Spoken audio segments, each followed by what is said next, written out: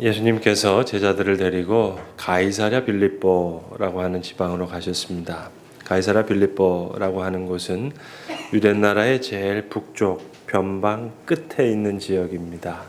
그러니까 지금의 시리아와 갈릴리 그 변방에 있는 곳인데, 북쪽 갈릴리 호수로부터도 한 40km 정도 떨어져 있는 곳이라 하겠습니다. 그곳으로 제자들을 데리고 가셨습니다.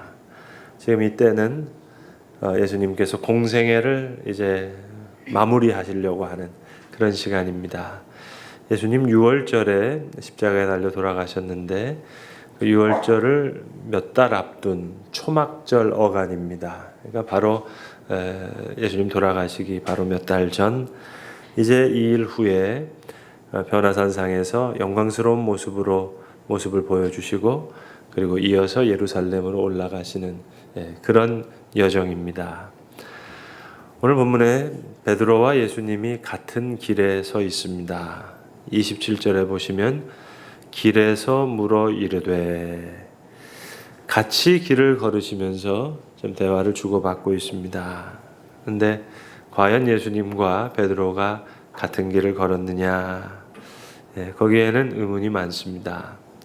복음서 중에서 특별히 베드로에 대한 기록만큼은 마가복음이 제일 정확합니다. 물론 마태도 베드로를 잘 알죠. 12제자 중에 한 제자였으니까는요. 요한은 아마 베드로를 더 잘 알았을 겁니다. 같은 동리에서 자랐고, 또 세베대의 아들, 같은 어부였고, 베드로와 동업하는 관계였으니까는요. 또 예수님이 늘 가까이 베드로와 요한을 챙기셨으니까 요한은 베드로에 대해서 더 잘 알았을 겁니다. 근데 마가는 베드로를 더 잘 안 사람입니다. 왜냐하면 베드로의 통역이 바로 마가입니다. 이방에서 복음을 전할 때 베드로의 복음을 전했던, 대신 통역해서 전했던 사람이 마가입니다. 베드로가 죽을 때까지. 그러니까 베드로에게는 마치 아들과 같은 인물이 마가입니다. 그래서 마가복음은 내용적으로 베드로 복음이다, 그렇게 말해도 무방하다 하겠습니다. 그래서 마가복음이 그리는 제자들의 모습은요, 다른 복음서의 모습과 사뭇 다릅니다. 다른 복음서에서는 예수님이 바리새인들과 대제사장들과 서기관들과 갈등하는 모습을 주요 구조로 삼고 있습니다만, 마가복음은 달라요. 마가복음에서 제일 예수님을 이해하지 못하는 그룹이 제자들 그룹입니다. 그리고 이 간격이 좁혀지지가 않아요. 끝까지 유지됩니다. 오늘 본문으로부터 마가복음이 끝날 때까지, 십자가를 지실 때까지, 부활하신 모습을 볼 때까지. 그러니까 어찌 보면 예수님은 지금 이 시간부터 홀로 길을 걸으시는 겁니다. 그러니까 마가는 항상 혼자 계신 예수님을 강조해요. 아마도 그게 베드로의 고백이었을 겁니다. 베드로의 마음이었을 겁니다.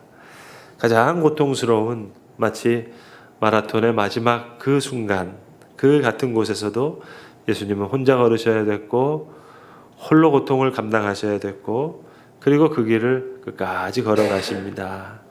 그래서 제자들은 다 예수님과 갈라서고, 예수님을 다 떠나가고, 예수님은 혼자 길을 가셨다. 그것이 마가가 전하는 예수님의 모습입니다. 베드로의 고백과 같은 그런 복음이라 하겠습니다. 그래서 오늘 본문, 똑같은 본문을 기록한 본문이 마태복음과 누가복음에 나와 있는데, 마태복음과 누가복음에 보면 베드로에 대한 칭찬이 나옵니다. 시몬의 이름을 예수님께서 베드로라고 불러주시는 거예요. 바요나 시몬아, 내가 복이 있도다. 이제 이 반석 위에, 이 믿음의 고백의 반석 위에 내가 교회를 세우리라. 음부의 권세가 이제 미치지 못할 것이다. 천국 열쇠를 주겠다. 네가 땅에서 매면 하늘에서 매일 것이고, 땅에서 풀면 하늘에서도 풀릴 것이다. 그렇게 칭찬이 나옵니다. 그런데 오늘 마가복음에서만큼은 철저하게 베드로에 대한 칭찬이 없어요. 시몬의 이름을 베드로라고 불러줬다는 이야기도 없고, 또 베드로의 고백을 듣고 예수님 기뻐하셨다는 이야기도 없습니다. 오히려 담담하게 기록합니다. 베드로가 대답하여 이르되 주는 그리스도시니이다 하매 이에 자기의 일을 아무에게도 말하지 말라 경고하시고, 그리고 그 다음부터 베드로와 예수님이 갈등하는 모습이 오히려 부각되고 있습니다. 오늘 이 자리에서 예수님이 당신의 죽음에 대해서 처음 언급하시는 시간이거든요. 여태껏 지금 끝까지 누구에 의해서 죽임을 당하시고 사흘 만에 부활하신다 하신 얘기를 하신 적이 없습니다. 가이사라 빌립보에서 처음으로 이 내용을 밝히셨습니다. 그래서 32절에 기록된 대로 드러내놓고 말씀하시니, 아무런 꺼리낌 없이 남김없이 이제 마지막으로 제자들에게 이야기해 주셨어요. 근데 그때 베드로가 즉각적인 반응을 보입니다. 예수님을 한쪽으로 이끌고 가서 오늘 성경에 보면 항변했다 이렇게 기록되어 있는데, 오늘 본문 번역의 항변, 이건 좀 정직한 번역이 아닌 것 같습니다. 에피티만, 이것은 꾸짖었다는 얘기예요. 바로 다음 절에 예수님께서 베드로를 꾸짖어 이르시되 사탄아 물러가라 하실 때 에피티세만, 똑같은 말입니다. 다른 말이 아니에요. 같은 말이에요. 사장에서도 예수님 바다를 향하여서 꾸짖으셨다. 바다여 잠잠하라. 똑같은 단어입니다. 똑같은 단어인데 아마도 베드로가 예수님을 꾸짖었다, 그 표현이 좀 송구스러워서 번역자가 항변 이렇게 번역했지만 이 정확한 번역은 꾸짖은 겁니다. 베드로가 예수님을 조용한 곳으로 불러서 꾸짖은 거예요. 쉿! 입술에 손을 대듯이 에피티만, 지금 무슨 말씀하시는 거냐고. 그래서 마가복음에서는 이 가이사라 빌립보에서부터 제자들과 예수님이 갈라서는 겁니다. 그 평행선이 계속 유지되는 거예요. 오늘 본문에 보시면 예수님께서 베드로를 꾸짖으십니다. 사탄아 물러가라. 그 전까지는 바리새인들과 서기관과 대제사장들을 향해서 독사의 자식들아 그랬어요. 자신들의 전통의 가치를 가지고 하나님의 가치를 훼손하는 자들에게 너희는 회칠한 무덤과 같다, 그렇게 말씀하셨습니다. 그런데 오늘은 사랑하는 베드로를 꾸짖으시는 거예요. 너가 하나님의 일은 생각하지 않고 사람의 일만 생각하는도다. 예수님 따라다니면서 3년 동안 여태껏 배웠던 베드로였는데 이 순간에 세상 가치를 그대로 대변하는 사람이 되고 말았습니다. 광야에서 예수님을 시험했던 사탄과 가진 생각이 똑같아요. 떡과 기적과 능력을 바라는 거예요. 그 생각과 똑같은 생각을 가지고 지금 예수님을 밀어붙이는 겁니다. 그러면 안 된다고. 예수님 말씀하십니다. 내가 하나님의 일을 생각지 않고 사람의 일을 생각하는도다. 그리고 더 이상 이야기는 진전되지 않습니다. 오늘 본문에 이어서 9장에 보시면 변화산상에서 예수님 영광스러운 모습으로 이렇게 변화됩니다. 그때 베드로가 얘기합니다. 주여, 우리가 여기 있는 것이 좋사오니 내가 초막셋을 짓되 하나는 주를 위해서, 또 다른 하나는 모세를 위해서, 또 다른 하나는 엘리야를 위해서 짓겠나이다. 이렇게 고백하는 장면에서 유독 마가복음만 꼬집어서 얘기합니다. 베드로가 무슨 얘기를 하는지 몰랐다고, 어리석은 베드로였다고, 이는 그가 무슨 말을 하는지를 알지 못함이더라. 그러니까 이 이후로부터도 계속 지금 제자들은 예수님을 이해하지 못하는 거예요. 그게 마가복음이 그리는 예수의 모습입니다. 종교 지도자들의 갈등관이 아니라 예수님이 제자들과 갈등하는 거예요. 그게 적어도 베드로의 고백과 같은 마가복음의 특징입니다. 여러분, 김훈이라고 하는 작가가 쓴 칼의 노래라고 하는 유명한 소설이 있는데 베스트셀러가 됐습니다. 근데 이 작품을 놓고 사람들이 특징을 얘기합니다. 이 글에 힘이 있는데 그거는 이 작가가 주어 동사 아주 뼈대만 가지고 짧은 문장으로 장편 소설을 쓴 거예요. 그러니까 기름기를 다 뺐어요. 근데 그 길에 더 힘이 있다는 거예요. 버려진 섬마다 꽃이 피었다. 뭐 문장이 짤막짤막합니다. 그래서 이 작품을 읽었던 분들이 얘기합니다. 칼은 무겁고 노래는 구슬프고. 칼의 노래를 끝내니까 이걸 읽은 건지 본 건지 들은 건지 모를 그런 착각에 빠진다. 그만큼 글에 힘이 있다는 거예요. 근데 꼭 성경이 그래요. 성경의 표현은 어디에 봐도 주관적인 의견을 붙인 것이 없습니다. 여러분 성경에 감정을 고조시키는 장면 보셨어요? 미사여구가 많이 나오는 글을 봤습니까? 무슨 수사학적인 장치를 동원한 적이 있었습니까? 그냥 담담하게 이야기를 적어 나갑니다. 톨스토이가 이런 말을 했어요. 가장 감동적인 글은 필자가 설명하는 글이 아니라고. 필자가 말하려고 하는 글이 아니라 그 글을 읽을 때 그림이 그려지는 글. 그것이 가장 강한 글이라고 했어요. 말할수록 계속 힘은 떨어지니까. 그러니까 복음서는 그저 담담하게 사실만을 말하고 있을 뿐입니다. 뭘 설명하지 않아요. 그런데 여기에 강력한 힘이 있습니다. 오늘 마가복음도 예수님과 제자들이 그냥 평행선만 유지해요. 가까워질 줄을 몰라요. 마가복음은 더욱 그래요. 미사여구도 없고 수사적인 표현도 없고 사실만을 기록해요. 베드로가 예수님을 꾸짖었고 그리고 예수님이 베드로를 꾸짖었다. 자세한 설명이 없어요. 베드로가 예수님을 꾸짖었을 때 무슨 마음으로 꾸짖었고 예수님이 베드로를 꾸짖었을 때 베드로가 무슨 생각이 들었고 그런 표현이 전혀 없습니다. 그저 네가 하나님의 일을 생각하지 않는다. 사람의 일을 생각한다. 누구든지 나를 따라오려거든 자기 십자가를 지고 따라오라. 베드로가 이 얘기를 듣고 어떻게 변했는지 마음에 어떤 변화인지 아무런 설명이 없이 그저 사실만을 묵묵히 기록합니다. 담담하게 증언해요. 마가복음은 계속 이렇게 끝나다가 부활하신 후에도 아무도 믿는 사람이 없더라. 믿기 어렵더라. 그게 끝입니다. 베드로가 예수님을 꾸짖었고 예수님이 베드로를 꾸짖었다. 여러분 이 평행선 어떻게 생각하십니까? 사실은 저와 여러분 안에도 있는 평행선이죠. 우리는 하나님의 일을 잘 생각하지 못해요. 그저 사람의 일로 가득 찬 생각을 합니다. 그러니까 예수님 붙들고 늘 항변하는 격입니다. 기도한다고 하는데 글쎄요. 주님 괴롭히는 건지 아닌지는 모르겠습니다. 분명히 주를 따른다고 하고 제자라고 하는데 떡과 기적과 능력이 더 좋거든요. 십자가 싫어요.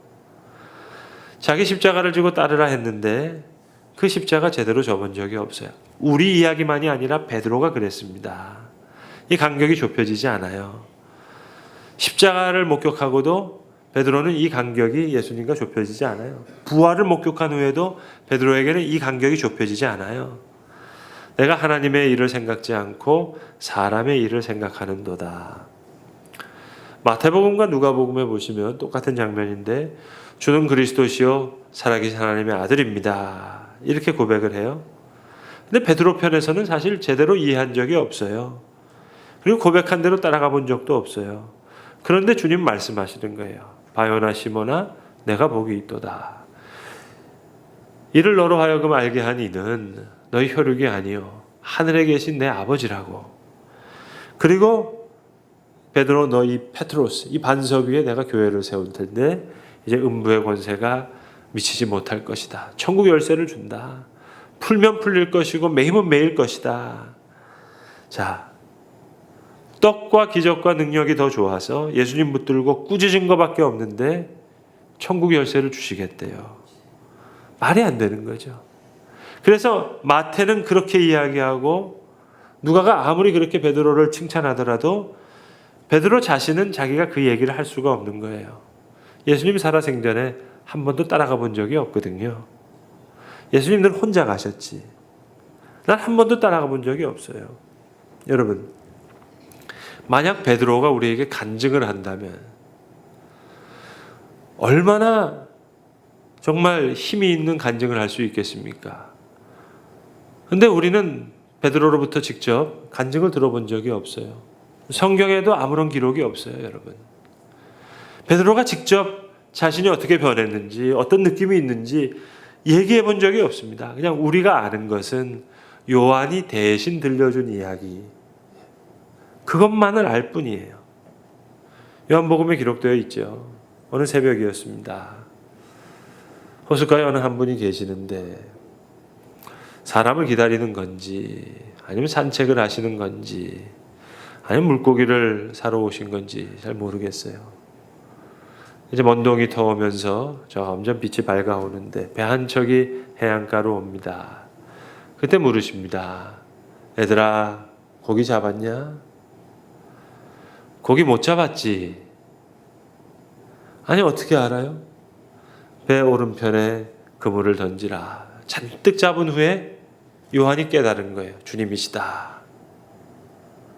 이 얘기를 듣고 베드로가 이제 아주 경험 없는 사이에서 겉옷을 두르고 바다에 이제 떨어져 내려갑니다.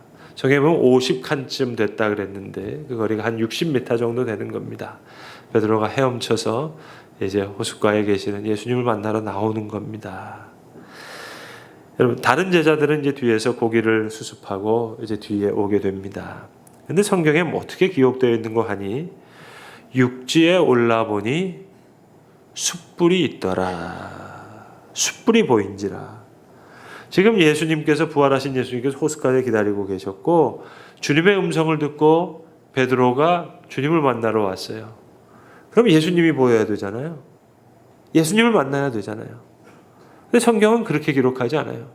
육지에 올라보니 숯불이 있더라.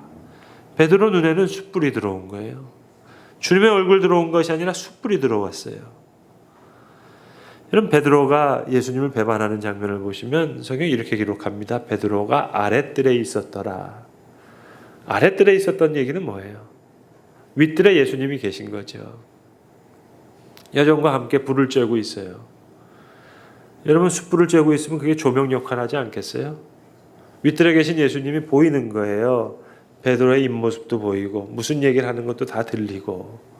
그런데 내가 저 사람 모른다 얘기하는 거예요. 닭이 3번 울었어요.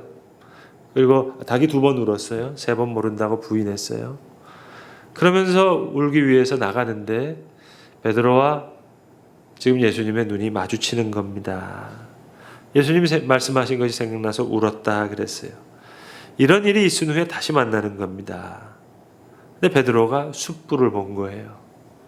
그 위에 떡과 생선이 있더라. 떡 뭐예요? 최후의 만찬 때 다른 사람은 다 주를 모른다고 부인하고 떠나간다 하더라도 저는 절대로 주님을 버리지 않을 겁니다. 그러면서 함께 뗐던 떡이에요. 생선은요. 내가 너로 하여금 이제는 물고기 잡는 어부가 아니라 사람을 낚는 어부가 되게 하리라. 그러니까 숯, 떡, 생선, 거기에 다 예수님과 함께 했던 베드로의 회한, 기쁨 다 담겨져 있는 거예요. 조반을 먹었는데 아무 얘기를 하지 않으셨습니다. 성경에 보시면 조반 먹은 후에 그리고 얘기가 진행돼요. 바요나 시모야, 네가 나를 사랑하느냐? 내 양을 먹이라. 여러분, 우리는 베드로에게 직접 들은 바가 없어요. 오늘도 베드로는 자기 이야기를 철저히 감춰요. 한 번도 직접 그 간증을 성경에서 해준 적이 없어요. 사랑은 나중에 아는 겁니다. 부끄러움을 부끄러워할 수 있다는 거, 이거 하나님 주시는 은총이죠. 우리 믿음의 선조들이 예배 드릴 때, 지금 우리가 다 의자에서 예배 드리지만 불과 몇십 년 전만 하더라도 다 교회가 마룻바닥 아니었습니까? 그 마룻바닥에 조용히 엎드려서 예배 전에 와서 그때 묵도라 그랬죠. 묵도를 하신 거예요. 예배당에 오자마자 엎드려져서 기도하면서 자기 죄를 고하고 은혜를 구하는 시간이에요. 이미 그 심령에 예배가 시작되는 거예요. 예배가 언제 시작돼요, 여러분? 시간 맞춰서 시작되는 게 아니에요. 그때 시작되는 거죠. 오늘 8장 마지막 절에 보시면 예수님, 너희가 부끄러워하면 내가 부끄러워하리라, 그런 말씀을 들려줘요. 그러니까 부끄러움을 부끄러워할 수 있다는 거, 이거 은총이죠. 십자가로도 좁혀지지 않았던 그 간격, 부활라도 변화될 수 없었던 베드로가 그리스도의 사랑 가운데 성령의 역사 가운데 변합니다. 여러분 오늘도 우리가 하나님 앞에 예배드립니다. 주님께 기도드려요. 근데 제자인지 사탄인지 그 마음의 중심에 우리는 떡이 좋거든요. 기적이 좋거든요. 능력이 좋거든요. 그걸 가지고 계속 예수님께 밀어붙이거든요. 그러니까 예수님 붙잡고 항변해요. 그러니까 그 모습이 바로 우리의 모습이라고요. 하나님의 일을 잘 모르니까. 그러니까 사람의 일을 생각하니까 늘 주님을 꾸짖는 격이에요. 기도로 꾸짖고 표정으로 꾸짖고 마음으로 꾸짖고 사람의 일만을 생각하면서 말입니다. 여러분 그 양치기 목동 그 우화를 잘 아실 텐데 마지막에 진짜 늑대가 나타났죠. 그때 양치기 목동이 얘기합니다. 늑대가 나타났다. 늑대가 나타났다. 근데 이야기가 이렇게 끝나죠.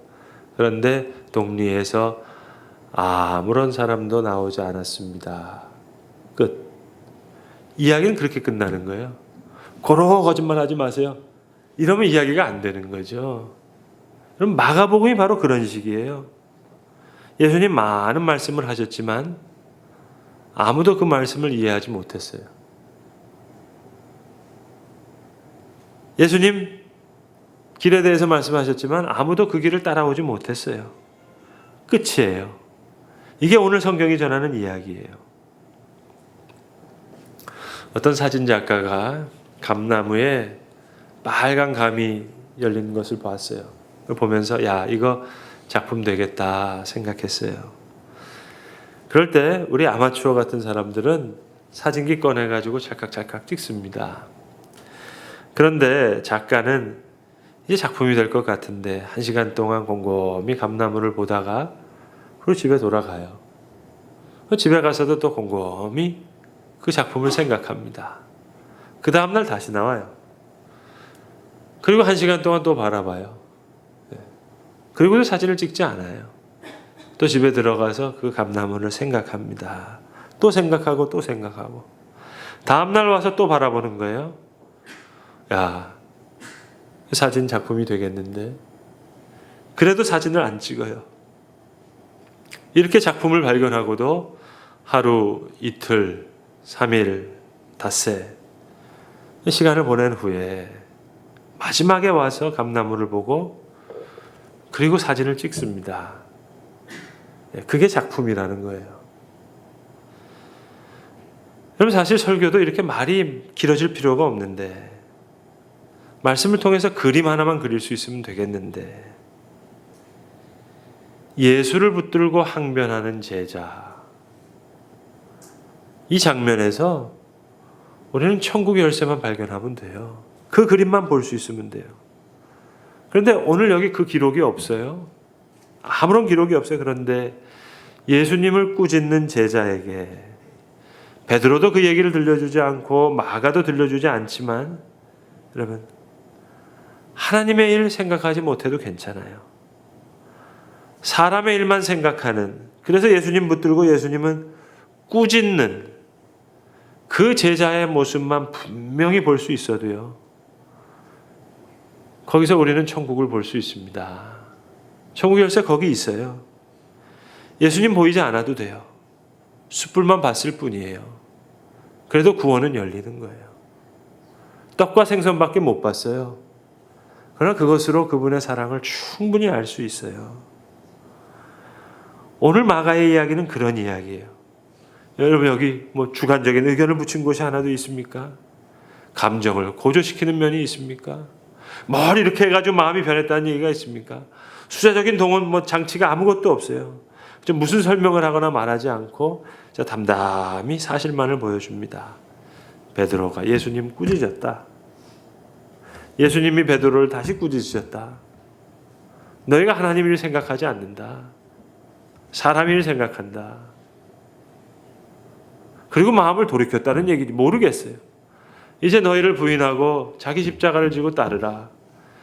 베드로가 따랐다는 얘기인지 마음이 바뀌었다는 얘기인지 큰 마음의 회심이 있었다는 얘기인지 설명하거나 말하지 않고 그저 담담히 사실만을 보여줍니다. 아무런 설명과 모사가 없어요. 그러나 여기에 하나님의 메시지가 있습니다. 예수님을 붙들고 항변하는 제자인데 이 속에서 숨겨져 있지만 천국 열쇠의 그림을 보여주시는 거예요. 예수를 붙들고 예수를 꾸짖었던 제자. 그러나 그 속엔 사람의 일만 생각했지만 하나님을 몰랐지만 그 속엔 깊이 숨겨져 있는 천국 열쇠의 이야기가 있는 것입니다. 기도하겠습니다. 아버지 하나님,